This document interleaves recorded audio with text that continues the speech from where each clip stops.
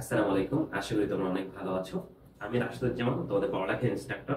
পড়াশোনা করছি চট্টগ্রাম বিশ্ববিদ্যালয়ের ক্রিমিনোলজি অ্যান্ড পুলিশ সায়েন্স বিভাগে।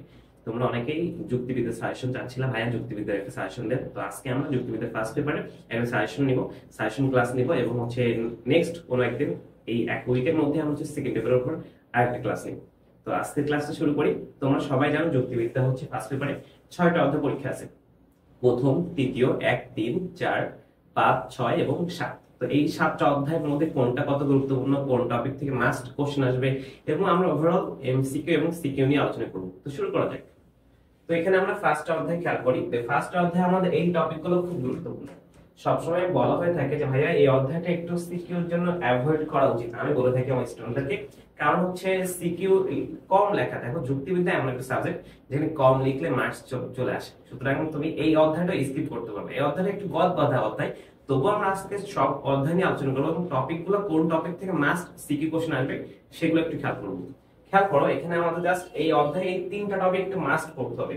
একদম মানে ফার্স্ট বলছে সম্পর্ক, মানে হচ্ছে যুক্তিবিদ্যার সাথে অন্যান্য যত বিষয় আছে সবার সম্পর্ক। মানে অন্যান্য যত বিষয় আছে কি অন্যান্য বিষয়, মনে করো তোমার ইতিহাস আছে, তোমার অর্থনীতি আছে, তোমার আইসিটি আছে, সমাজ বিজ্ঞান আছে, পৌরনীতি আছে, মানে কোনটার সাথে কোনটা সম্পর্ক এটা জাস্ট দেখাইছে। সেকেন্ডলি এখানে আরেকটা জিনিস পড়তে হবে আমাদের, যে যুক্তিবিদ্যার যে ক্রমবিকাশ, এই ক্রমবিকাশটা একটু খেয়াল করতে হবে। এই ক্রমবিকাশ এবং কালগুলা, ঠিক আছে, এই ক্রমবিকাশটা খেয়াল করবো। এবং আমি আরেকটা কথা বলি, এই অধ্যায়ের এমসিকিউ এর জন্য ওভারঅল পড়তে হবে কোন টপিকটা। এমসিকিউ এর জন্য তোমাকে মাস্ট পড়তে হবে উক্তি। দেখবে এই অধ্যায়ে অনেকগুলো উক্তি আছে, তো উক্তিগুলো মাস্ট পড়তে হবে। উক্তিগুলো মাস্ট দেখতে হবে। এখান থেকে সিকিউ আসে, মানে এমসিকিউ আসে মাস্ট বি। এবং এখান থেকে আমাদের মনে করো গ্রন্থ আছে, এই গ্রন্থগুলো খেয়াল করবো যে কোন গ্রন্থ এটা, ঠিক আছে, এই মানে কার গ্রন্থ এটা। এখান থেকে এমসিকিউ আসে এই অধ্যায়ে, মানে আর উক্তিগুলো একটু খেয়াল করতে হবে। দেন বলি যুক্তিবিদ্যার স্বরূপ, মানে যুক্তিবিদ্যার স্বরূপ আলোচনা করতে হবে, যে যুক্তিবিদ্যার যে কাঠামোটা আলোচনা করতে হবে। দেন এখানে তাৎপর্যটা আলোচনা করতে বলতে পারি এই অধ্যায়ে। তো এই টপিক একটু দেখতে হবে। এগুলো গদবাঁধা টপিক। আমি সবসময় নিরুৎসাহিত করি এই অধ্যায় থেকে সবসময় সিকিউ অ্যাভয়েড করা। তো তারপরে যুক্তিবিদ্যা কলা নাকি আসলে বিজ্ঞান, যুক্তিবিদ্যা একটা কলা এবং নাকি বিজ্ঞান, আসলে যুক্তিবিদ্যা উভয়ই, ঠিক আছে। এই উভয় বিষয়টাকে তোমাকে আসলে ওখানে বিশ্লেষণ করতে হবে, ঠিক আছে, তোমাকে বিশ্লেষণ করা লাগবে। তো এই জিনিসটা একটু খেয়াল করিও যে ভাইয়া বিশ্লেষণের মানে টপিক এটা। আরেকটা যুক্তিবিদ্যা যে একটা আদর্শনিষ্ঠ বিজ্ঞান, এটা যে একটা আদর্শনিষ্ঠ বিজ্ঞান, এইটা তোমাকে কিন্তু মানে ব্যাখ্যা করা লাগতে পারে। তো ওভারঅল আমাদের প্রথম অধ্যায়ের জন্য তোমার যুক্তিবিদ্যার সম্পর্ক অন্যান্য যত বিষয় আছে তার সাথে, দেন যুক্তিবিদ্যার স্বরূপটাকে আলোচনা করবা। এবং আরেকটা জিনিস আমার এখানে আলোচনা করতে ভুলে যাচ্ছি, সেটা ধারণা। এটা বিভিন্ন যুক্তিবিদরা যে ধারণাগুলো দিচ্ছেন, বিভিন্ন যুক্তিবিদ্যা সম্পর্কে যে ধারণাগুলো আছে সেগুলো একটু খেয়াল করবা। তাহলে ফার্স্ট অধ্যায় বলি ভাইয়া তুমি যুক্তিবিদ্যার সম্পর্কটা একটু দেখবা জাস্ট, এবং স্বরূপটা একটু খেয়াল করবা। যুক্তিবিদ্যার কলা নাকি বিজ্ঞান এবং যুক্তিবিদ্যা কেন একটি আদর্শনিষ্ঠ বিজ্ঞান, এই 4টা টপিক। এবং যুক্তিবিদ্যার ধারণা, মনে করো অ্যারিস্টটলের ধারণা, জোসেফের ধারণা, কপির ধারণা, এরকম 4জনের ধারণা আছে বইতে, দেখবো সিলেবাসে, সেটা যে বই হোক ওই ধারণাগুলো দেখবা। এখন লাস্ট বলি, সেটা এই অধ্যায়ের কোশ্চেন গুলো এই অধ্যায়ে তুমি অ্যাভয়েড করো, মানে এই অধ্যায়ের কোশ্চেন লিখো না, মানে গদবাঁধা। এবং মনে রাখবে এই অধ্যায়ে তুমি যতই ভালো লিখো 10-এর মধ্যে কখনোই 10 মার্কে দিবে না, 8 থেকে 9 আসবে। সুতরাং অন্যান্য অধ্যায় লিখলে কিন্তু সে মার্কসটা ভালো আসবে। সুতরাং এই অধ্যায়টা এই জন্য একটু অ্যাভয়েড করতে পারো, লাগতেছে না, ওভারঅল লাগতেছে না এই অধ্যায়টা, ঠিক আছে। তাহলে আমরা ফার্স্ট অধ্যায় যে আলোচনা ছিল সেটা এটাই। এখন আমরা যেমন আমাদের 3 অধ্যায়, এই 3 অধ্যায় আলোচনাটি খেয়াল করবো। 3 অধ্যায়ে আমাদের অনেক টপিক। এই 3 অধ্যায়ের জিনিসটা যদি ভালো করে বুঝি, 3 অধ্যায়ে সবসময় 3টা কোশ্চেন আসে, 2টা কোশ্চেন আসে, একটু খেয়াল করি। আমি চেষ্টা করবো এই সাজেশন ক্লাসে যাতে তুমি টপিকগুলো একটু জাস্ট সাজেশনটা যতক্ষণ হোক 20 মিনিট 30 মিনিট ক্লাস নিয়ে ফেলি, ততক্ষণ যাতে তোমরা দেখলে অ্যাটলিস্ট মানে অ্যান্সার করতে পারো সেই চেষ্টা করবো। এবং আরেকটা কথা বলে রাখি, তোমাদের পরীক্ষার আগে জানো প্রতিবারই আমার ম্যারাথন ক্লাস নিই, 2-3 ঘন্টা করে একটা ক্লাস থাকে। তো পরীক্ষার আগে এরকম 2-3 ঘন্টা ক্লাস আমরা নিব, সেটা নিয়ে প্যারা খেতে হবে না। এখন সাজেশনটা ফলো করি, এইগুলো আমরা মাস্ট জেনে রাখবো কিন্তু 100 মার্কস এর যদি ক্যারি করতে চাই। এখন দেখো শব্দ কি, ফার্স্ট অফ অল আমরা জানি অনেকগুলো বর্ণের সমষ্টি। এটা নরমাল একটা সংজ্ঞা শব্দের, অনেকগুলো বর্ণের সমষ্টি। মনে করো বলছি যদি বলি আম, তাহলে এটা একটা বর্ণ হচ্ছে, ঠিক আছে? তাহলে অনেকগুলো বর্ণের সমষ্টি। বাট যুক্তিবিদ্যার ভাষায় এই শব্দ কিন্তু আমাদের তিন প্রকার, ঠিক আছে? একটা হচ্ছে আমাদের পদযোগ্য শব্দ, একটা হচ্ছে পদযোগ্য শব্দ, আর একটা হচ্ছে এই সহপদযোগ্য শব্দ, আমাদের আরেকটা হচ্ছে পদ নিরপেক্ষ। এই পদ নিরপেক্ষ বা এটাকে বলা হয় পদ অযোগ্য, ঠিক আছে? এখানে বলছি পদ অযোগ্য শব্দ। এই তিনটা জিনিস মনে রাখতে হবে। পদ অযোগ্য মানে হচ্ছে পদ হতে পারে না। এখন এই তিনটা জিনিস বুঝলে আমরা একটা সিকিউ যদি হয়ে যায়, আমি কেন বুঝবো না? সেই ক্ষেত্রে আমাদের শব্দের ক্ষেত্রে মনে করো শব্দ হচ্ছে তিন প্রকার। এই তিন প্রকার আমরা খেয়াল করি। পদযোগ্য মানে এক কথা যেগুলা উদ্দেশ্য বিধেয় হতে পারে। যেগুলো উদ্দেশ্য বিধেয় হতে পারে কোনগুলো? মনে করো বই, মনে করো পাখি, এগুলো হচ্ছে পদযোগ্য শব্দ, ঠিক আছে? তাহলে হয়ে গেল পদযোগ্য। এগুলো উদ্দীপকে থাকলে বুঝে নেবে এটা হচ্ছে পদযোগ্য শব্দ। এখন সহপদযোগ্য আসে ভাইয়া। সহপদ হচ্ছে তা, টি, খানা, খানি, ঠিক আছে? টি, তারপর হচ্ছে আমি যদি বলি তা, এগুলো, তারপর হচ্ছে গুলো, গুলিন, খানা, খানি, এগুলো সব হচ্ছে আমাদের সহপদযোগ্য, মানে নিজেরা পদ হতে পারে না, সাহায্য নিয়ে হতে পারে। খেয়াল করো, আমি যদি পাখি একটা পদযোগ্য শব্দ ছিল, এই পাখির সাথে আমরা যদি গুলো যুক্ত করি তাহলে পাখি গুলো হয়ে যাবে, যেটা পুরোটা মিলে একটা পদযোগ্য হচ্ছে, বাট গুলো নিজে হতে পারছে না। সেম বইয়ের সাথে যদি আমরা টি যুক্ত করি তাহলে বইটি পুরোটা মিলে একটা পদযোগ্য হচ্ছে, ঠিক আছে? তাহলে এই টি, তা, টি, খানাখানি, গুলো গুলো হচ্ছে সহপদযোগ্য। এখন আসি যে পদ নিরপেক্ষ বা পদ অযোগ্য, মানে যেগুলো হচ্ছে নিজে নিজে হতে পারে না, উদ্দেশ্য বিধেয়, সাহায্য নিয়ে হতে পারে না, সেগুলো হচ্ছে আমাদের পদ নিরপেক্ষ বা পদ অযোগ্য। যদি বলি বাহ, যদি বলি হাই হাই, আহা বলি, তারপর যদি বলি হাই হাই, সেটাও হচ্ছে আমাদের হচ্ছে পদ অযোগ্য শব্দ। এখন এর সাথে অ্যাড করে আরেকটা কোশ্চেন আছে, আমাদের সাপেক্ষ পদ। এই সাপেক্ষ পদটা বুঝতে হবে। সাপেক্ষ পদটা কি? তো সাপেক্ষ পদ হচ্ছে এমন পদ যেগুলো হচ্ছে মানে একা একা উচ্চারিত বা একা একা সংজ্ঞায়িত হতে পারে না। একা একা সংজ্ঞায়িত হতে পারে না কোনগুলো? মনে করো স্বামী স্ত্রী। স্বামী তার মানে অবশ্যই একটা স্ত্রী থাকবে, স্ত্রী তো অবশ্যই একটা স্বামী থাকবে। মনে করো রাজা প্রজা, রাজা তার মানে প্রজা আছে, প্রজা তার মানে তাদের রাজা আছে। তো রাজা প্রজা, তারপর হচ্ছে যদি বলি শিক্ষক শিক্ষার্থী, এগুলো হচ্ছে শিক্ষক মানে তো অবশ্যই তার একজন শিক্ষার্থী থাকবে, একজন মানে অসংখ্য শিক্ষার্থী থাকবে। এগুলো হচ্ছে সাপেক্ষ পদ, নিজে নিজে সংজ্ঞায়িত হতে পারে না। এটাকে আমরা বলি আবার কি, অর্থনীতির ভাষায় দেখবা হচ্ছে পরিপূরক, মানে একা একা হতে পারে না, নির্ভরশীল, এরা হচ্ছে নির্ভরশীল। তো এই টপিক থেকে কোশ্চেন আসবে এই ধরনের, ঠিক আছে? এই তিনটা এবং আরেকটা, এই চারটা জিনিস মনে রাখতে হবে আমাদের। তাহলে ওভারঅল এখান থেকে এই চারটা জিনিস মনে রাখলে আমরা একটা সিকিউ ইনশাআল্লাহ কমন থাকবে, সেটা যে বোর্ডেই হোক। এখন আসি ভাই ব্যাখ্যা অর্থ যথার্থ। ফার্স্ট অফ অল ব্যাখ্যা অর্থ কি? ব্যাখ্যা অর্থ মানে হচ্ছে সংখ্যা, আর যথার্থ মানে হচ্ছে গুণ। তো এই সংখ্যার গুণের মধ্যে একটা সম্পর্ক আছে। মনে করো সংখ্যা যদি বাড়ে আমাদের তখন গুণ তখন কমবে, আর সংখ্যা যদি কমে, এটা যদি কমে তাহলে এটা আমাদের কি তখন বাড়বে। এই যে জিনিসটা মানে বাড়া কমার একটা খেলা আছে। তো এই বাড়া কমার এই সম্পর্কটা কি? এদের মধ্যে সম্পর্কটা হচ্ছে ব্যস্তানুপাতিক বলি আমরা। ব্যস্তানুপাতিক। ব্যস্তানুপাতিক মানে কি? প্রথমটার সাথে যা হবে পরেরটার সাথে তা হবে না। প্রথমটার ক্ষেত্রে যা হবে আমাদের পরেরটার ক্ষেত্রে কিন্তু কি হবে না, সেটা হবে না। আবার এটাকে বলা হচ্ছে বিপরীত সম্পর্ক। ব্যস্তানুপাতিক অপরাহ্ন হচ্ছে বিপরীত। তো প্রথমটা যদি আমরা বাড়ে পরেরটা কি হবে? কমবে। এরকম চারটা সূত্র আছে। ব্যাখ্যার্থ বাড়লে যাথার্থ কমে, ব্যাখ্যার্থ কমলে যাথার্থ বাড়ে, যাথার্থ কমলে ব্যাখ্যার্থ বাড়ে, যাথার্থ বাড়লে ব্যাখ্যার্থ কমে। এরকম চারটা সূত্র আছে। তো পরীক্ষায় এরকম চারটা সূত্র থেকে একটা মনে করো উদ্দীপক দিয়ে ফেললো। তো ওই উদ্দীপকের থেকে তোমাকে বুঝতে হবে যে ব্যাখ্যার্থ বাড়তেছে না কমতেছে। তো তীর জন্য তোমার সেভাবে যাবে। মনে করো তুমি হচ্ছে এখানে জীব, জীব থেকে নিচে লিখলা মানুষ, মানুষ থেকে নিচে লিখলা হচ্ছে সৎ মানুষ। খেয়াল করো, তো এখান থেকে এদিকে আসলে কি হচ্ছে? ব্যাখ্যার্থ বা সংখ্যা কমে যাচ্ছে, আর এদিক থেকে এদিকে গেলে ব্যাখ্যার্থ বেড়ে যাচ্ছে। এখন যদি আমরা জীব বা আমরা ডিরেক্টলি হচ্ছে মনে করো এখানে সৎ মানুষের আগে মানে গুণগুলো লিখবো, তাহলে প্রথমে লিখবো জীববৃত্তি, কারণ সৎ মানুষ তার মানে তার সে যেহেতু একটা মানুষ, প্রথমে তার মানে তার জীববৃত্তি প্লাস বুদ্ধিবৃত্তি আছে মানুষ হওয়ার কারণে, বুদ্ধিবৃত্তি।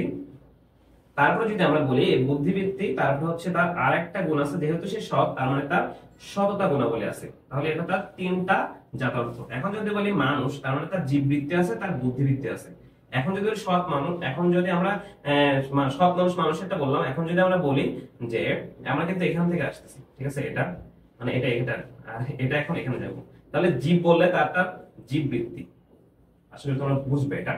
তো তো এই জীববৃত্তি বুদ্ধিবৃত্তি বিষয়টা বলছিলাম যে আমাদের এই সাইড থেকে মানে নিচ থেকে উপরে গেলে আমাদের বাক্যার্থ বাড়তেছে, আর উপর থেকে নিচে আসলে বাক্যার্থ কমতেছে। এখন খেয়াল করো, যখন আমাদের জীব থেকে যদি আমরা মানুষে আসতে সৎ মানুষে আসি বাক্যার্থ কমে যাচ্ছে, ঠিক তেমনি আমার জীব থেকে মানুষে আসবো, তার মানে হচ্ছে জীববৃত্তি থেকে আমার কি হচ্ছে বুদ্ধিবৃত্তি একটা এক্সট্রা একটা গুণ বাড়ছে, মানে বাক্যার্থ কমলে যাথার্থ বাড়তেছে।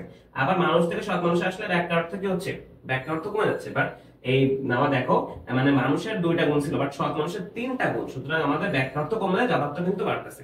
আবার একটু বলি যে বাক্যার্থ যদি বাড়ে, সৎ মানুষ থেকে মানুষে গেলে কি হবে, এই সৎ মানুষ থেকে মানুষে গেলে দেখো, এই সৎ মানুষ থেকে মানুষে গেলে আমাদের বাক্যার্থ বাড়ছে বাট যাথার্থ কমে যাচ্ছে।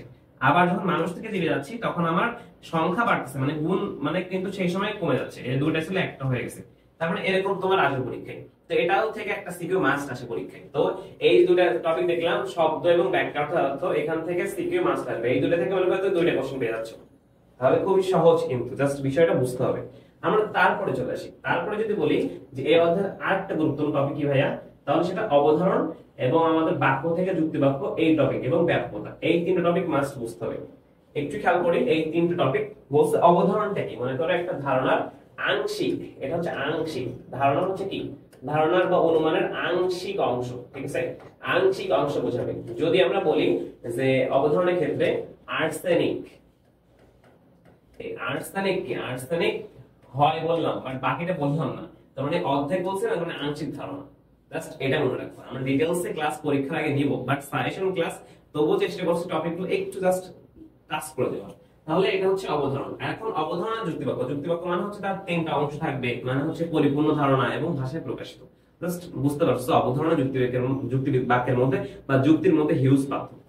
তো সেখান থেকে বা এই বাক্য থেকে যুক্তিবাক্য, বাক্য নরমালি মনে করো যদি বলি আঙ্গুর টক, জাস্ট নরমালি এই যে আঙ্গুর টক এটা বললাম, কারণ নরমালি একটা বাক্য, কারণ এটার উদ্দেশ্য আছে, এটা বিধেয় আছে, এটা হচ্ছে আমার সাবজেক্ট, এটা হচ্ছে প্রেডিকেট, মানে উদ্দেশ্য বিধেয় আছে। বাট এখানে আমরা জানি যুক্তি বাক্য হতে গেলে তার 3টা অংশ থাকবে। 3টা অংশ কি কি, সেটা হচ্ছে তাকে তার মধ্যে উদ্দেশ্য থাকতে হবে, একটা সংযোজক থাকবে এবং বিধেয় থাকবে, এবং সংযোজকটা থাকবে কোথায়, মাঝখানে, শেষ থাকলে হবে না।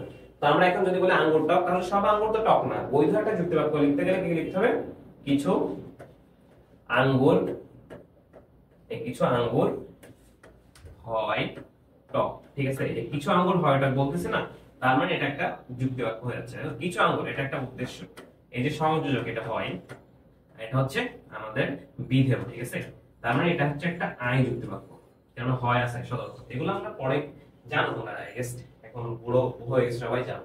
তাহলে আমরা বাক্য থেকে যুক্তি বাক্যের রূপান্তরটা পরীক্ষা আসলে জানবো, বাট মনে রাখবো বাক্য থেকে যুক্তি বাক্যে রূপান্তর করতে গেলে ফার্স্ট কাজ হচ্ছে উদ্দেশ্য এবং বিধেয় চিহ্নিত করা, সেকেন্ড কাজ হচ্ছে উদ্দেশ্য বিধেয়ের মাঝখানে সংযোজক স্থাপন করা, আর থার্ড কাজ হচ্ছে ওই যুক্তি বাক্যের পরিমাণটা নির্ধারণ করা, মানে এ নাকি ই নাকি আই নাকি ও, ঠিক আছে। তারপর আসি ব্যাপকতা, গুরুত্বপূর্ণ টপিক, সিকিউ মাস্ট আসবে ভাইয়া, সিকিউ এখান থেকে মাস্ট আসবে। মনে করো তোমার হচ্ছে এইখান থেকে সব আসছে, এটা হচ্ছে ঘর পূরণ করা, এটা হচ্ছে 1 নম্বর, এটা হচ্ছে 2টা ঘরই মনে করো পূরণ করা, এটা হচ্ছে তোমার 2 নম্বর চিত্র, আর একটা মনে করো 2টা ঘরই খালি, এটা হচ্ছে 3 নম্বর চিত্র। মনে করো আরেকটা আসলো, আমি দিচ্ছি আর কি, আরেকটা আসলো হচ্ছে এই ঘরটা বুক করা, তার মানে এটা 4 নম্বর চিত্র। এখন খেয়াল করো, তোমাকে এরকম দেখে বুঝতে হবে এটা কোনটা কোন যুক্তি বাক্য। ফার্স্ট অফ অল হচ্ছে এটা দেখো, এই ঘরটা বুক মানে হচ্ছে ব্যাপ্য, আর যে ঘরটা খালি মানে অল্প। ব্যাপ্য মানে জানি হচ্ছে তার পরিসর, তার পরিধি, ঠিক আছে, পরিধি বা পরিসর বোঝায়। তো এই প্রথম ঘরটা বুক মানে হচ্ছে পরিধিটা আছে, ঠিক আছে, তার মানে এটা হচ্ছে ব্যাপ্য, এটা হচ্ছে অল্প, মানে হচ্ছে এটা এস মানে এ যুক্তি বাক্য। আর হচ্ছে আমরা জানি এটা 2টা ঘরই মানে পূর্ণ, তার মানে এটা হচ্ছে আমাদের 2টা ঘরই ব্যাপ্য, 2টা ঘরই ব্যাপ্য মানে হচ্ছে ই যুক্তি বাক্য, ঠিক আছে। আর হচ্ছে এটা 2টা ঘরই খালি মানে হচ্ছে এটা আই যুক্তি বাক্য, 2টা অব্যাপ্য। আর এটা ঘর হচ্ছে প্রথমটা খালি মানে এটা হচ্ছে অব্যাপ্য, আর প্রথমটা অব্যাপ্য পরেরটা ব্যাপ্য মানে হচ্ছে ও যুক্তি বাক্য, ওপি, ঠিক আছে। এখন সূত্রটা বলি ভাইয়া, ব্যাপ্যতার যে সূত্র ছিল, ব্যাপ্যতার সূত্রটা খেয়াল করো, এ এস, আমাদের সুইনবার্ন দিছে, এটা সুইনবার্ন, ঠিক আছে, এই সুইনবার্ন উনি হচ্ছে এই সূত্রটা প্রয়োগ করছে। এই সূত্র প্রয়োগ করলে আমরা যে কোনো একটা যুক্তি বাক্যের কোন পদটা ব্যাপ্য আর কোন পদটা ব্যাপ্য নয় বুঝতে পারবো। আমরা জানি হচ্ছে বাক্য বা যুক্তি বাক্যে সবসময় পদ থাকে 2টা, একটা হচ্ছে উদ্দেশ্য আর একটা হচ্ছে বিধেয়। সেই ক্ষেত্রে আমার এ এস উনি সূত্রে বলছে ই বি, তারপর বলছে আই এন, আর কি বলছে ও পি, ঠিক আছে। এই জিনিসটা আসলে তোমরা জানো। তো আমরা তারপরে চলে আসি, এই ব্যাক পদ থেকে মাস্ট কোশ্চেন আসবে। এখন বলি ভাইয়া যে 3 অধ্যায় কয়টা টপিক থেকে কোশ্চেন আসবে মাস্ট, সেটা হচ্ছে প্রথমে বলছিলাম শব্দ মাস্ট পরীক্ষায় কোশ্চেন আসবে, ব্যাকরণ মাস্ট কোশ্চেন আসবে, দেন হচ্ছে বাক্য থেকে যুক্তি বাক্য অবধারণ, এখান থেকে খুবই কম আসে, বাট এই ব্যাক পদ থেকে মাস্ট কোশ্চেন আসবে।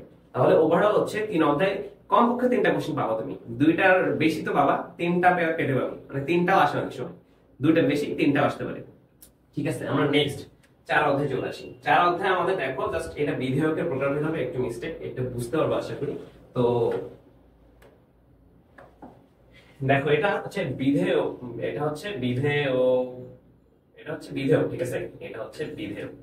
তো আমাদের বিধেয়কের প্রকারভেদ আছে। তো বিধেয়কের প্রকারভেদের ক্ষেত্রে আমাদের মনে রাখবে বিধেয় কয় প্রকার, বিধেয়কটা আসলে তো বিধেয়কের প্রকারভেদ এখান থেকে একটা সিকো আসতে পারে, দেন হচ্ছে আমাদের অবান্তর লক্ষণের প্রকারভেদ এখান থেকে একটা সিকো আসতে পারে। আমি একটা আলোচনাটা করে দিই। দেখো বিধেয়ক হচ্ছে আমরা জানি আমাদের 5 প্রকার বিধেয়ক আছে। একটা হচ্ছে জাতি, তারপরটা হচ্ছে আমাদের উপজাতি, জাতি উপজাতি, দেন হচ্ছে আমাদের আসতেছে কি, আমাদের হচ্ছে আসছে বিভেদক লক্ষণ। বিভেদক মানে হচ্ছে পার্থক্য সৃষ্টি করে যে লক্ষণটা, বিভেদক লক্ষণ। আর একটা আসতেছে হচ্ছে আমাদের উপলক্ষণ। এই জিনিসগুলো আমাদের ফার্স্ট অফ অল খুব সুন্দর করে চিনতে হবে। দেন হচ্ছে অবান্তর লক্ষণ, এই 5টা জিনিস চিনতে হবে। আর একটা জিনিস অনেক সময় এমসিকিউ আসে যে অ্যারিস্টটলের মতে বিধেয়ক কয় প্রকার, তখন হচ্ছে 4 প্রকার, আর পরফেরির মতে হচ্ছে 5 প্রকার। উনি মডিফাইটাই করে সুন্দর করে আমাদের 5 প্রকারের ব্যাখ্যা বিশ্লেষণ করে দিয়েছেন। এখন জাতি মানে হচ্ছে ব্যাখ্যার্থ বেশি যায়, একটু যুক্তি বাক্যে বেশি ব্যাখ্যার্থ যায় সে হচ্ছে জাতি, আর যার কম ব্যাখ্যার্থ সে হচ্ছে উপজাতি। এখন বিভেদক লক্ষণ মানে কি, দেখো বিভেদ সৃষ্টি করছে যে লক্ষণটা সেটা বিভেদক লক্ষণ। আর উপলক্ষণ হচ্ছে সবসময় সব প্রাণীর মধ্যে থাকবে, এটা মানে নিঃসৃত হয়, ঠিক আছে। আর অবান্তর লক্ষণ নিঃসৃত হয় না, বাক্যে কথাবার্তা, চট্টগ্রাম ভাষায় বলে বাক্যে কথাবার্তা, মানে অতিরিক্ত কথাবার্তা, হাস্যকর কথাবার্তা। তো এখান থেকে 5টা মানে আমাদের 5টা যে বিধেয়ক আছে এখান থেকে কোশ্চেন একটা আসে 4 অধ্যায়ে। দেন আরেকটা আসে হচ্ছে অবান্তর লক্ষণ প্রকারভেদ। এখানে অবান্তর লক্ষণ ফার্স্ট অফ অল দেখো 2টা আমাদের জিনিস আছে, একটা হচ্ছে বিচ্ছেদক, আমরা জানি বিচ্ছেদ্য বলি এটা যেটা আর কি, আর একটা হচ্ছে অবিচ্ছেদ্য। এই বিচ্ছেদ মানে মনে করো ব্রেকআপ হয়ে গেছে সারাসারি। তো বিচ্ছেদ আবার 2টা ধরনের ক্ষেত্রে হতে পারে, একটা হচ্ছে আমাদের ব্যক্তিগত, আর একটা হচ্ছে ব্যক্তিগত, আর একটা হচ্ছে কি আমাদের হচ্ছে শ্রেণীগত। আশা করি আমার লেখা বুঝতেছো তোমরা। এই ব্যক্তিগত আর শ্রেণীগত। তো এই বিচ্ছেদ মনে করো যে কোনটা কোনো ব্যক্তির ক্ষেত্রে কিছু সময় উপস্থিত থাকবে আর কিছু সময় উপস্থিত থাকবে না, একটা সবসময় থাকবে না, সেটা হচ্ছে বিচ্ছেদ, ব্যক্তিগত বিচ্ছেদ। আর যদি শ্রেণীর ক্ষেত্রে হয় তাহলে শ্রেণীগত বিচ্ছেদ। এখন যদি বলি অবিচ্ছেদ্য সেম, সেটাও ব্যক্তিগত এবং শ্রেণীগত 2টা আছে। যে কোনটা হচ্ছে ওই শ্রেণীর ক্ষেত্রে সবসময় উপস্থিত থাকবে সেটা হচ্ছে অবিচ্ছেদ্য, আর কোনো ব্যক্তির ক্ষেত্রে যদি সবসময় থাকে তাহলে সেটা হচ্ছে আমাদের ব্যক্তিগত অবিচ্ছেদ্য। এখন যদি কয়েকটা উদাহরণ বলি, দেখো মানুষ হয় দ্বিপদ প্রাণী, মানুষ বলতে সকল মানুষকে বোঝাচ্ছে, মানে এটা হচ্ছে শ্রেণীগত, মানুষ একটা শ্রেণীগত পদ বা জাতিবাচক পদ হলেই সেটা শ্রেণীগত পদ হবে, বা শ্রেণীবাচকও বলতে পারো তোমরা। তো শ্রেণীগত পদের ক্ষেত্রে যদি বলি তাহলে এটা হচ্ছে আমাদের, দেখো মানুষ 2টা প্রাণী জন্মগ্রহণ করে, সুতরাং সে হচ্ছে অবিচ্ছেদ্য। যদি বলি মেয়েরা শাড়ি পরে, তো মেয়েরা বলতে জাতিগত, তো সবাই মেয়েরা সবসময় শাড়ি পরে না, অকেশনালি পরে, তাহলে এটা হচ্ছে আমাদের শ্রেণীগত বিচ্ছেদ। এখন যদি বলি নজরুলের ক্যাপ, নজরুলের বাবরি চুল, তো নজরুলের বাবরি চুলটা কি, নজরুলের সবসময় বাবরি চুল ছিল জন্ম থেকে না, এবং 43 বছর বয়সের পরে ছিল না, একটা যুবক বয়সে ছিল, তাহলে এটা বিচ্ছেদ ব্যক্তিগত। আর যদি ব্যক্তিগত অবিচ্ছেদ্য তাহলে আমাদের জন্ম তারিখ, জন্মস্থান, যেগুলো আমাদের এগুলো চেঞ্জ করা যায় না, কখনো আমরা চেঞ্জ করতে পারবো না, যার কারণে এটা হচ্ছে আমাদের ব্যক্তিগত অবিচ্ছেদ্য। তো এখান থেকে সিকিউ ভাই মাস্ট আসবে, এখান থেকেও মাস্ট আসবে। এই দুটো টপিক একটু জাস্ট জেনে রাখবা ভালোভাবে, আশা করি ক্লিয়ার হয়ে যাবে। এখন আমরা আসবো হচ্ছে 5 অধ্যায়, যেটা হচ্ছে আমাদের অনুমান অধ্যায়টা আছে। এটা একটু খেয়াল করবো যে আমাদের অনুমান, আমরা এই সবচেয়ে যদি বলা হয় যুক্তিবিদ্যায় কোন অধ্যায় সহজ, সবচেয়ে এটাই। তো অনুমান, দেখো এই যে অনুমানটাকে আমরা 2 ভাগে ভাগ করতেছি, অনুমান হচ্ছে 2 ভাগে ভাগ করলে পাচ্ছি একটা হচ্ছে আমাদের আরোহ আর একটা হচ্ছে অবরোহ। যদি সহজ ভাষায় বলি ভাই, এটা হচ্ছে বিশেষ থেকে সার্বিকে যায়, বিশেষ থেকে এটা সার্বিকে যাবে, আর এটা যাবে হচ্ছে সার্বিক থেকে ডিরেক্টলি বিশেষ। এগুলো নিয়ে আমরা সুন্দর করে ম্যারাথন ক্লাস নিব, যারা এখনো মিস করছো, ক্লাসগুলো করো নাই আগে থেকে, কোনো চিন্তা নাই, পরীক্ষার আগে আমরা ম্যারাথন ক্লাস করবো, বাট এই সাজেশন ক্লাসটা একটু দেখেও সব পুরোটা, তাহলে আশা করি সমস্যা থাকবে না। আর আমরা সমস্যা তো সমাধান করবো পরীক্ষার আগে, পুরো ম্যারাথন ক্লাস নেব পরীক্ষার আগে। মনে করো যুক্তিবাদী পরীক্ষা 2 দিন পরে, তো 2 দিন মনে করো 3 ঘন্টা বা 4 ঘন্টা করে 2টা ক্লাস নিব, 8 ঘন্টা, পুরো বই একদম A to Z শেষ করবো, তাহলে যাদের পড়া হয় না তাদেরও হয়ে যাবে, যারা পড়ছে তাদের রিভিশন পারফেক্টলি হয়ে যাবে, 100 প্রিপারেশন নিয়ে পরীক্ষা দিব। ঠিক আছে, তো আরোহ বললাম বিশেষ থেকে সার্বিক গমন করে, আর অবরোহ হচ্ছে সার্বিক থেকে বিশেষে গমন করে। এখন যদি বলি রহিম হয় মরণশীল, করিম হয় মরণশীল, সাত্তার হয় মরণশীল, অতএব সকল মানুষের মরণশীল, এটা একটা আরোহ, মানে বিশেষ থেকে সার্বিক সকলের সম্পর্কে বলছি। আর এখন যদি বলি মানে সকল মানুষের মরণশীল, রহিম হয় মানুষ, রহিম হয় মরণশীল, তার মানে অনেকের থেকে অনেক গেছে রহিমে, মানে সার্বিক থেকে বিশেষ, তাহলে এটা অবরোহ। আরোহ অবরোহ চিনলেই শেষ। আরোহ এবং এটার আকৃতি হচ্ছে, দেখো এটার আকৃতি হচ্ছে ঊর্ধ্বগামী, এটা ঊর্ধ্বগামী, এটা হচ্ছে নিম্নগামী। যেহেতু কম থেকে বেশিতে আছে তার মানে আকৃতি অবশ্যই ঊর্ধ্বগামী হবে, আর বেশি থেকে কমে আসছে তার মানে আকৃতি অবশ্যই নিম্নগামী হবে। ঠিক আছে, এখান থেকে মাস্ট সিকিউ আসবে ভাই, মাস্ট, এই অনুমান থেকে মাস্ট সিকিউ আসে, এবং খুবই সহজ, সবচেয়ে সহজ, যদি পারো এটা আগে লিখো, এত সহজ একটা টপিক। আমরা তারপর আসি, তারপরে 6 অধ্যায়, যেটা আমাদের 3 অধ্যায়, মানে যদি বলা হয় ভাইয়া যে আমাদের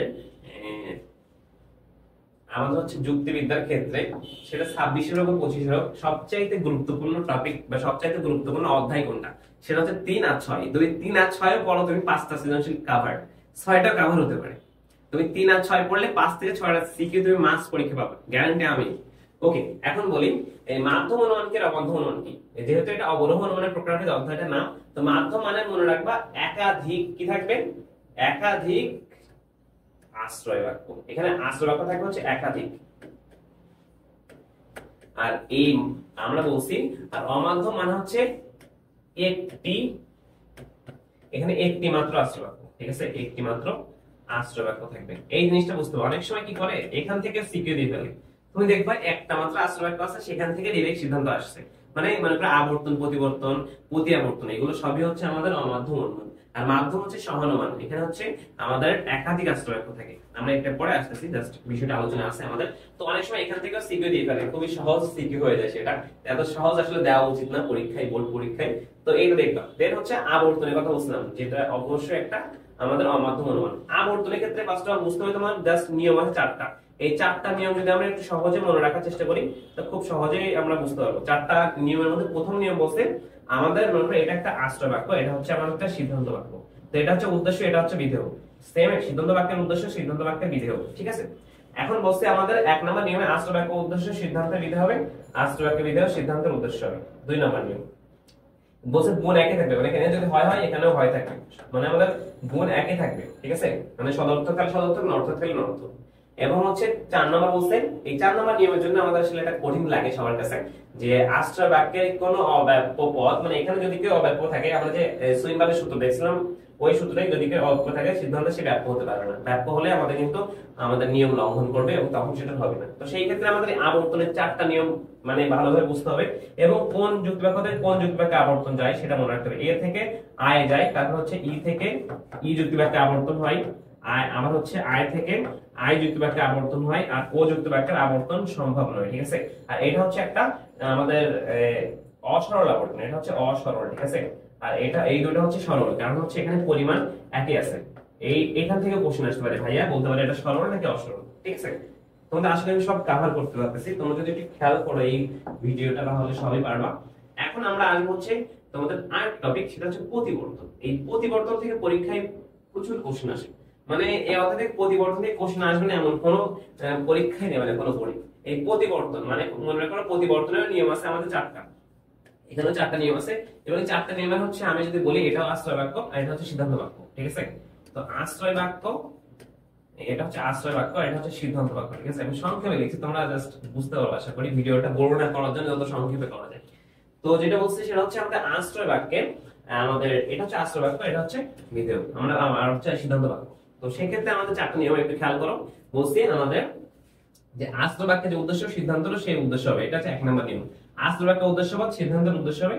2 নম্বর নিয়ম বলছে আশ্রয় বাক্যের বিধেয় তাকে বিরুদ্ধ পদ করতে হবে, বিরুদ্ধ, তাকে বিরুদ্ধ করে সিদ্ধান্তের বিধেয় রূপে ব্যবহার করতে হবে, সিদ্ধান্তের বিধেয় রূপে ব্যবহার করতে হবে। তো সিদ্ধান্তের বিধেয় মানে হচ্ছে এখানে আমি জাস্ট বিধেয়টা করবো। ঠিক আছে, তো সেই ক্ষেত্রে আমার বিধেয় করতে সাদা থাকলে অসাদা। আর 3 নম্বর বলছে আমাদের গুণ হচ্ছে ভিন্ন হবে, সদর্থ থাকলে নর্থক, আর পরিমাণ একই থাকবে, সার্বিক থাকলে সার্বিক, বিশেষ থাকলে বিশেষ, এই জিনিসটা। তার মানে এইটা আমাদের পরীক্ষায় মাস্ট সিকিউর আসবে। ঠিক আছে, এখন বলি ভাইয়া সহানুমানের প্রকারভেদ। সহানুমান আসলে দুই প্রকার, একটা হচ্ছে মিশ্র আর একটা হচ্ছে অমিশ্র। এগুলো দেখো যেগুলো কথা বলছি এগুলো যদি পড়ো এমসিকিউ বাইরে থাকতেছে না, আমি এমসিকিউ টপিক এখানে চলে আসতেছি। কিন্তু অমিশ্র আর মিশ্র মানে একই প্রকৃতি হলে সম্বন্ধ দিক থেকে সম্পর্কের দিক থেকে তাহলে অমিশ্র, আর ভিন্ন হলে মিশ্র। এখন বলছে সহানুমানের গঠনটা একটু বলি। সহানুমান আসলে তিনটা পদ আছে। এই পদ হচ্ছে কয়টা? পদ হচ্ছে তিনটি, ঠিক আছে। একটা হচ্ছে প্রধান পদ, একটা হচ্ছে মধ্যপদ, আর একটা হচ্ছে অপ্রধান পদ। এই তিনটা আমাদের খুব ভালোভাবে মনে রাখতে হবে। এখন সমানুমানের নিয়ম আর অনুপস্থিতি, এখানে হচ্ছে 11টি নিয়ম আছে। 11টি নিয়ম আছে, বাট আমাদের গুরুত্বপূর্ণ নিয়ম কোনগুলা? যে প্রথম নাম্বার নিয়মটা, তারপর হচ্ছে 4 নাম্বার নিয়মটা, 5 নাম্বার, এই নিয়মগুলো গুরুত্বপূর্ণ। প্রথম থেকে প্রথম, তারপরে 3 নাম্বারটা একটু গুরুত্বপূর্ণ আছে, তিনটা বলা যায়, তিনটাও আছে। তো এই নিয়মগুলো একটু মনে রাখবা। প্রথম 6টা নিয়মের থেকে একটু ভালো, 2 নাম্বারটা বাদে। তো এই নিয়ম থেকে এখানে থেকে অনুভূতি আসে। আর চতুষ্পদের অনুভূতি আছে না, দ্যাট অনুভূতি এখান থেকে কোশ্চেন আসে, ঠিক আছে। জাস্ট ওভারঅল এই 6 অধ্যায় থেকে ভালো করে পড়বা। 3 আর 6 যাদের প্রিপারেশন খুবই লো পর্যায়ে আছে তারা 3 আর 6 আগে শেষ করবা। 3, 5, 6 7টা কভার হয়ে যাবে আশা করি। রিস্ক হয়ে যায় বাট 4টা কভার করলে একদম পারফেক্ট। এর সাথে 3, 4, 5, 6, ঠিক আছে। এখন আমি আমাদের লাস্ট যে টপিকটা আছে আমাদের অধ্যায়টা সপ্তম অধ্যায়, সেখান থেকে একটু কথা বলে নিই। এখান থেকে কোশ্চেন একটা দুইটাও আসে, দুইটার বেশি দিবে না আশা করি, একটা বা দুইটা। তো সেখান থেকে একটু খেয়াল করো এই কার্যকারণ নিয়ম। আমরা জানি প্রত্যেকটা কাজের পিছনে কি একটা নির্দিষ্ট একটি কি থাকবে, নির্দিষ্ট কারণ থাকবে, নির্দিষ্ট কারণ। এই নির্দিষ্ট কারণ থাকবে, এটা হচ্ছে কার্যকারণ নিয়ম। ওই কারণের কারণে ওই কাজটা করবে, এটা হচ্ছে কার্যকারণ নিয়ম। আর এটা হচ্ছে একটা আমাদের আকারগত ভিত্তি, ঠিক আছে। আর এটা বলছে প্রকৃতির নিয়মানুবর্তিত নীতি। প্রকৃতি সবসময় নিয়ম মেনে চলে, নিয়মের বাইরে প্রকৃতি কখনো কোনো কাজ করে না। এটাকে বলতেছে হচ্ছে প্রকৃতির নিয়মানুবর্তিত নীতি, ঠিক আছে। তো এই নিয়মানুবর্তিত নীতিটা খেয়াল রাখতে হবে। এই দুটো হচ্ছে আমাদের আকারগত ভিত্তি। আর একটা হচ্ছে পরীক্ষণ। পরীক্ষণটা কোথায় করা হয়? পরীক্ষণটা করা হচ্ছে আমাদের পরীক্ষণ করা হচ্ছে কৃত্রিম পরিবেশে, মনে রাখবা। আমাদের এমসিকিউ আসতে পারে কৃত্রিম পরিবেশে, ঠিক আছে। এবং হচ্ছে মনে করো যে কোনো ল্যাবে, মানে সায়েন্টিফিক যত গবেষণা সবগুলো আমরা হচ্ছে এই পরীক্ষণ থেকে করা হয়। তাহলে এখানে জাস্ট কক্ষ থেকে আসতে পারে, এর বাইরে না। সিকিউর টপিক এখানে আসি নাই। তারপরে হচ্ছে আমাদের নিরীক্ষণ, দেন হচ্ছে কাজ সংমিশ্রণ, বহু কারণগত সমন্বয়, এই টপিকগুলো একটু খেয়াল করো। জাস্ট নিরীক্ষণ মানে মনে রাখবো হচ্ছে প্রাকৃতিক পরিবেশে করা হয়, এবং এটাকে বলা হয় যে প্রত্যক্ষণ করা, কোনো কিছুকে প্রত্যক্ষণ করাকে নিরীক্ষণ করা বলে। এখন নিরীক্ষণে অনুভূতি আছে, আবার নিরীক্ষণে অনুভূতি হচ্ছে মনে করো অনিরীক্ষণ, ভ্রান্ত নিরীক্ষণ, এগুলো একটু দেখবে পক্ষাদানের জন্য। এখন আসি সিকিউ কোথা থেকে আসবে ভাই? এটা সিকিউর টপিক, এটা সিকিউর টপিক, এটাও সিকিউর টপিক। এই দুটা মাস্ট ভালো করে দেখতে হবে। এখন দেখো বহু কারণবাদ, আমরা দেখছিলাম কার্যকারণে একাধিক কারণ থাকবে না, একটি কারণেই হবে। আর বহু কারণবাদ হচ্ছে একাধিক কারণ থাকবে, ঠিক আছে। মনে করো মানুষের মৃত্যু একটা কাজ, এখন মানুষের গলায় ফাঁসি দিয়ে মারা যাচ্ছে, আত্মহত্যা করে মারা যাচ্ছে, পানিতে ডুবে মারা যাচ্ছে, সড়ক দুর্ঘটনায় মারা যাচ্ছে, রোগে আক্রান্ত হয়ে মারা যাচ্ছে, বার্ধক্যের কারণে মানুষ মারা যাচ্ছে। তো এগুলো সবই হচ্ছে কারণ। তো একাধিক কারণ, কাজ কিন্তু কি একটা। যখন একাধিক কারণে কাজ একটাই ঘটবে তখন সেটাকে বলবো হচ্ছে বহু কারণবাদ, ঠিক আছে। তো এখান থেকে সিকিউ মাস্ট আসবে, এরকম একটা উদ্দীপক দেখলে বুঝবা এটা হচ্ছে বহু কারণবাদ। এখন বহু কারণবাদ করে দেওয়ার অনেকগুলো এবার এক এ বি সি ডি দিয়ে সমন্বয় করে, তাহলে বহু কারণ সমন্বয় বুঝে যাবো। এখন হচ্ছে কাজ সংমিশ্রণ, মানে কাজ সংমিশ্রণ হচ্ছে কাজের মিশ্রণ। একাধিক কাজ এখানে ছিল একাধিক কারণ একত্রিত হচ্ছিল, বাট এখানে একাধিক কাজ একত্রিত হবে। যেমন মনে করো কাজ সংমিশ্রণ যদি বলি, এখানে কাজ সংমিশ্রণ দুই প্রকার। একটা হচ্ছে সমজাতীয়, ঠিক আছে, সমজাতীয়, আর একটা হচ্ছে আমাদের ভিন্ন জাতীয়, ভিন্ন জাতীয়। এই সমজাতীয় মানে হচ্ছে কি? সমজাতীয় মানে হচ্ছে একই ধরনের কাজ একত্রিত হবে, একই ধরনের কাজের মিশ্রণ। আর ভিন্ন জাতীয় হচ্ছে ভিন্ন জাতীয় কাজের মিশ্রণ। মনে করো সহজে যদি বলি H2O, দুইটা মানে আমাদের বায়বীয় পদার্থ একটা নির্দিষ্ট তাপমাত্রায় গিয়ে পানি হয়ে যাচ্ছে, সুতরাং কাজ কিন্তু ভিন্ন হয়ে যাচ্ছে।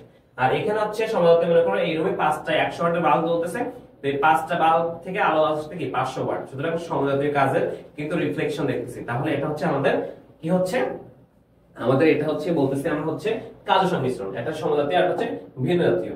এখন লাস্ট কথা বলি, সেটা হচ্ছে আমাদের ওভারঅল যদি আমরা আলোচনা করি, ওভারঅল আলোচনা করলে তাহলে জাস্ট সংক্ষেপে বলি তোমাদের পরীক্ষায় কোন অধ্যায় থেকে কোন অধ্যায় বেশি গুরুত্বপূর্ণ। এখানে 1 আছে, 3 আছে, 4 আছে, 5 আছে, 6 আছে, 7 আছে। একটু জাস্ট খেয়াল করো, আর এখানে আর 1 মিনিট নিব আমরা। তো এখান থেকে বলবো সিকিউ আসবে ভালো নাম্বার পেতে গেলে এখান থেকে সিকিউ লিখবে না, বাট পরীক্ষায় একটা বা দুইটা আসে, বাট সবসময় একটাই আসে, এখান থেকে একটা আসে সিকিউ। বাট আমি বলবো সিকিউ এখান থেকে লিখবে না ভাই, আমার পার্সোনালি মানে তোমাদের বলা উচিত সেটা হচ্ছে এখান থেকে লিখলে অনেক বেশি লিখতে হয়, আর গদ বাঁধা লেখা যায়, যেমন প্রথমে বলছিলাম, তো এটা থেকে অ্যাভয়েড করবো। বাট তিনটা থেকে কমপক্ষে 2 থেকে 3টা আসবে, সবসময় 3টা আসে, 2 থেকে 3টা এখান থেকে আসবে যেগুলো আলোচনা করছে ওগুলাই। আর এখান থেকেও 1 থেকে 2টা আসে, সবসময় 2টা বা 1টা আসে, এখান থেকে 1 থেকে 2টা আসে, এটা বলা যাচ্ছে না একটা বা দুইটা কোনটা আসতে পারে, বাট এখান থেকেও 2 থেকে 3টা, সবসময় 3টা দিয়ে থাকে, 2টাও দিয়ে থাকে, আর এখান থেকেও 1 থেকে 2টা। ঠিক আছে, তাহলে ওভারঅল যারা একটু বেশি ফাঁকিবাজ তারা হচ্ছে এই 3, 6 আর 5 তাদের জন্য, আরো তাদের জন্য বলে দেই, ওভারঅল এই 4টা পড়লে ফাঁকিবাজ না, যারা একটু মানে সুন্দর করে পড়ো তাদের জন্য এই 4টা অধ্যায় পড়লে হয়ে যাবে। তো আজকে আমরা আমাদের সাজেশন ক্লাসটা এখানে শেষ করতেছি, নেক্সট আমরা সেকেন্ড পেপারের সাজেশনটা আবার দিব। সেই পর্যন্ত সবাই ভালো থাকো, প্রচুর পড়াশোনা করো, সকল সাবজেক্ট যাতে এ প্লাস হয় সেটার দিকে মনোযোগ দেন। আসসালামু আলাইকুম।